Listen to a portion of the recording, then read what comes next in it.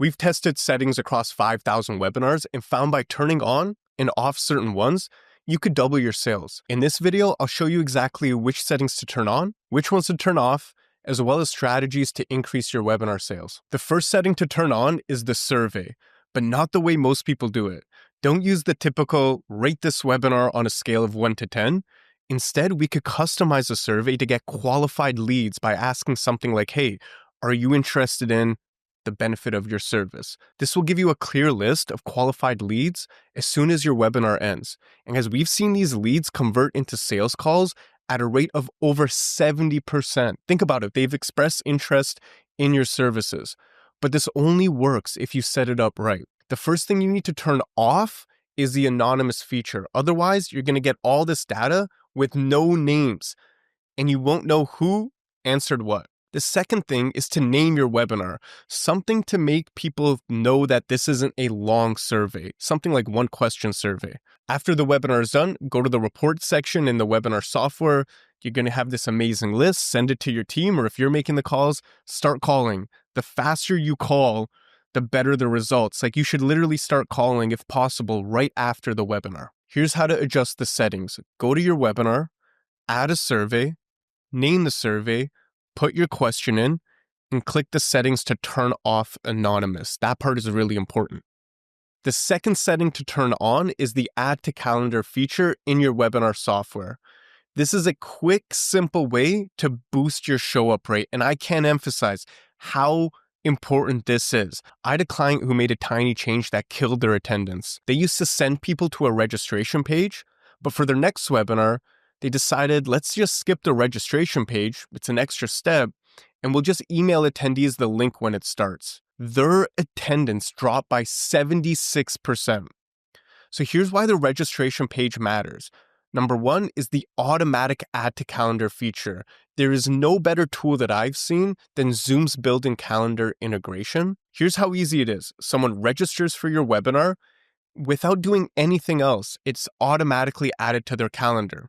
A lot of software, you have to click a button, you have to go through all these different steps, and it doesn't actually end up in the calendar. With Zoom's, again, you don't even have to click a button after you register for the event.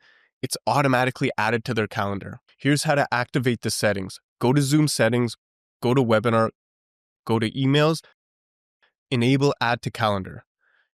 Next up, let's talk about reminder emails and why they matter, maybe even more than calendar. So the second setting you need to turn on are reminder emails in your webinar software. Don't make the mistake of sending the reminder emails from your personal email. It's going to lower your deliverability and your open rates. Webinar software like Zoom have spent millions of dollars perfecting and developing these settings, so why not take advantage of them? It's also going to protect your personal email's deliverability.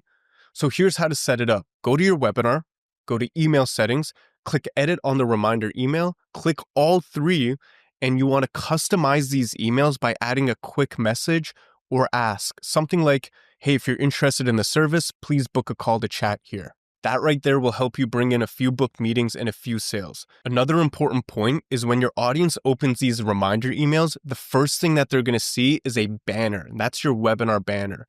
It's more important than you might realize, so let me show you exactly how to create a banner and what that looks like inside of Zoom. Having a strong, eye-catching banner is a simple way to make your webinar feel more valuable and boost attendance. When your attendees get reminder emails, this is what it looks like. You could see the banner is right at the top, so we want to turn this setting on. To set this up, choose your webinar, then go into branding and scroll down into banner. This is where you can add a banner easily. Next up, let's talk about live streaming your webinar and how to do it the right way. The challenge with most live streaming platforms, they don't have strong built-in features. Things for registration, like calendar integrations, follow-ups, reminders. That means fewer people show up, fewer people buy, but there is a simple solution. You can stream through Zoom, right? So that you're taking advantage of all of its great features. So here's exactly how you set it up. You create your webinar in Zoom and you enable registration.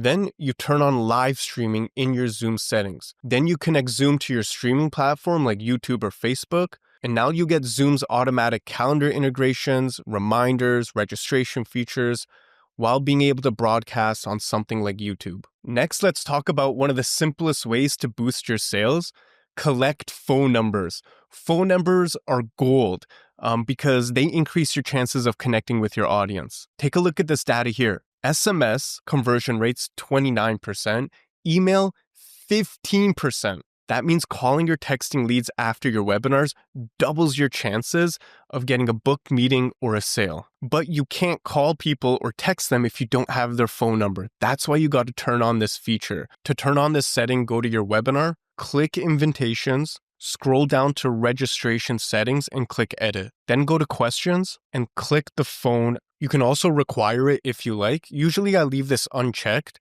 That will make this field optional for people that want to register for the webinar. What we've seen is even when you leave it unchecked, 76% of people still put in their phone number. The next setting to turn on will make sure that you're answering all the questions that your audience has. One of the big reasons people don't buy, unanswered questions. Unlike one-on-one calls, webinars make it tough to know what's unclear. You can't just have a one-on-one conversation with people. So here's an easy fix. Create a separate Q&A area and let attendees submit and upvote their questions. That way, you'll see the questions that get the most likes and you could answer those ones first. Here's exactly how to set it up. Go to Settings, Webinar, turn on the Q&A, turn on attendees can submit questions, allow anonymous settings, and allow attendees to upvote and comment. Turn all those on. The next setting is to turn on-demand webinar settings. This will let people watch your webinar easily, even if they missed the live event or had to leave early. Here's what's so great about this setting. It's the same link for the live webinar as the on-demand viewing. So imagine this, your client missed the webinar because of an emergency. The next day, they wanted to watch it. They open up your email, they click the registration link, and right there and there, they could watch your webinar. No extra steps needed. In other cases, if that same scenario happens and they click on that link, it might say, oh, this webinar is over, you missed the live event. Here's how to turn it on. When you set up your webinar, under Options, click On Demand. Next up, let's talk about recording settings. To get the most out of your webinar after it's over, you need to make sure your recording settings are turned on. When you set these up properly, here's exactly what you'll get. Audio recordings, perfect for creating podcast clips. Transcript, which you can instantly turn into articles or blog posts. Presenter view only recordings. This is perfect for social media shorts. If you try to clip the webinar, it's going to look really choppy because it's going to be a little bit of your face, a little bit of the webinar. But with presenter view only, you're only going to have the presenter and the quality is really good. Trust me, your social media team will love you for doing these, and editing your webinar clips and sharing it across different platforms is going to be so much easier. Here's exactly how to turn on these settings. Go to Setting, Recording, and turn all of these on. Feel free to go through them one at a time. I like to have all of them on. Next up is reports. Another way to boost sales is to use your webinar's attendee report strategically. Here's exactly what to do.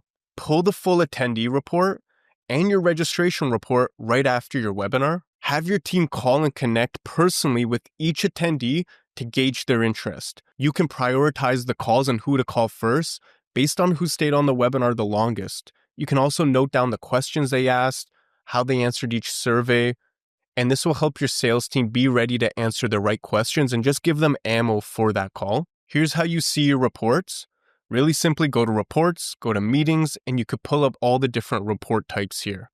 Now, if you want to get a step-by-step process to build a $1 million webinar system into your business, check out this video here.